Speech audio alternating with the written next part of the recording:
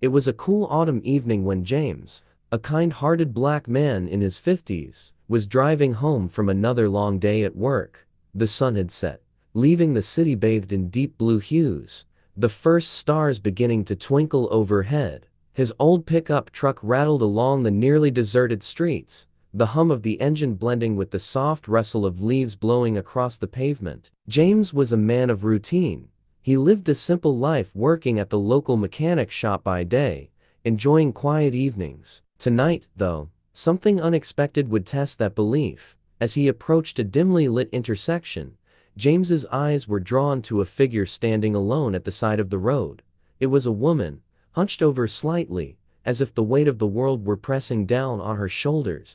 She wore a faded gray hoodie, the hood pulled up, casting her face in shadow. James could see her shivering in the evening chill, her hands tucked into her sleeves. James slowed down and pulled over. "Hey there, miss, you okay? Do you need some help?" The woman looked up, and James's heart sank. Her face was pale and bruised, with a fresh cut above her eyebrow and a swollen lip. She was young, maybe in her early 30s, but the pain etched into her features made her seem older. Her name was Sarah, and tonight, she was running from a nightmare that had become all too familiar. She had been married for 5 years, but the love that once defined her marriage had long since turned to fear. Her husband, once charming and attentive, had become a man consumed by anger. Over time, the arguments had escalated into something far more sinister. That evening, his rage exploded in a violent outburst, leaving Sarah bruised and terrified. She had run out of the house with nothing but the clothes on her back. Desperate to escape, Sarah glanced at James, her eyes darting nervously as if she were expecting her husband to appear at any moment. "I need to get to my sister's place. She lives on the other side of town," she said, her voice barely audible over the hum of the truck's engine. I can't go back home." James felt his chest tighten.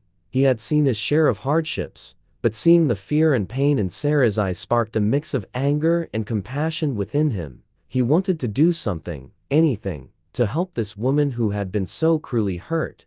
But he was also a practical man. He knew he couldn't drive her across town, it was too far. "I'm sorry, I can't take you all the way to your sister's place tonight," James said softly, weighing his options. "But I won't leave you out here, either. Look, I've got a spare room at my place. It's not much, but it's safe. You can stay the night, and we'll figure things out in the morning. How does that sound?" Sarah hesitated, torn between fear and gratitude. She didn't know James, but there was a kindness in his voice that she hadn't heard in a long time. After a moment, she nodded. "Thank you. I don't know what else to do." James offered a small, reassuring smile as Sarah climbed into the truck, pulling the hood tighter around her face. The drive to his house was quiet, filled only with the occasional murmur of the radio and the distant sound of passing cars. James's home was modest, a small, single-story house with a welcoming front porch and a garden that had seen better days. Inside, it was cozy and lived in, with worn furniture and walls lined with photos of family, friends, and memories. James showed Sarah to the spare room, offering her a set of clean towels and a hot cup of tea. "You're safe here," he said, his voice steady. "Take your time. Rest." Sarah nodded, tears welling in her eyes as she took in the simple kindness of a stranger. She hadn't felt safe in a long time. That night, for the first time in what felt like forever, Sarah slept without the looming dread of her husband's temper. The next morning, James made breakfast: scrambled eggs, toast, and coffee. The two sat at the kitchen table in a comfortable silence.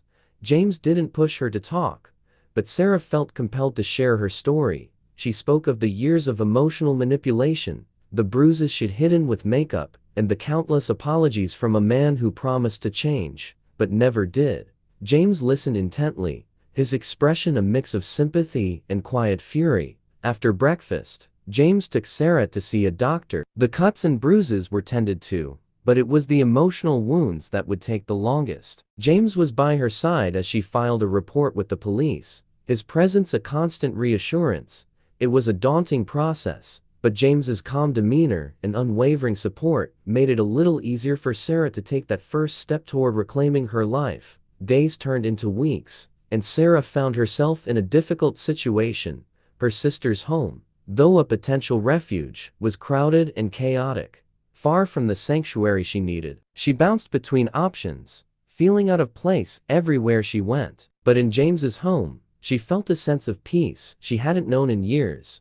James never once pressured her to leave or to make decisions before she was ready. Instead, he offered her a more permanent place to stay. No strings attached. "You don't have to go anywhere, Sarah," he said one afternoon, sitting on the porch with her as the sun set. "Stay as long as you need. There's no rush." Sarah was overwhelmed by his generosity. She had spent so long being told she wasn't worth much. But James treated her with a respect that was foreign yet comforting. And so, Sarah stayed. They settled into a quiet routine. Sarah would help around the house, cooking meals or tidying up, and James would go to work, returning in the evenings with stories from the shop. They shared meals at the kitchen table, laughed at old movies on TV, and spent long evenings talking on the porch, their conversations flowing naturally from one topic to the next. It was in those small moments that something unexpected began to blossom between them. James had been alone for a long time, his own heart scarred by past relationships and the weight of the world.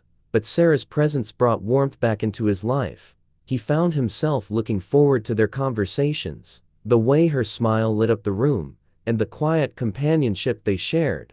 Sarah, too, felt a shift. In James, she found something she never thought she'd experience again. Love. Not the fiery, all-consuming kind she had once believed in, but a gentle, steadfast love that grew slowly, rooted in kindness and trust.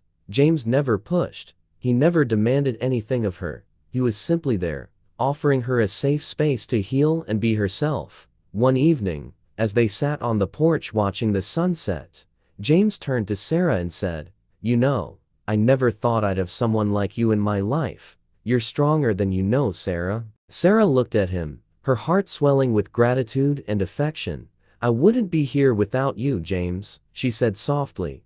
"You saved me when I didn't think I could be saved." They shared a quiet moment, the kind that doesn't need words, only the silent understanding of two people who had been through hell, but found solace in each other. Over time, their lives intertwined in ways neither of them had expected. James's home became Sarah's sanctuary. Together, they built a life defined not by the pain of their pasts, but by the promise of a brighter future. Sarah and James's story is not just one of survival. It's a testament to the power of kindness, love, and healing. It's about how one act of compassion can change the course of two lives forever. In a world that often feels harsh and unforgiving, James's simple offer of a place to stay became the foundation for a love that healed two broken hearts. In each other, they found not just a home, but the strength to move forward together.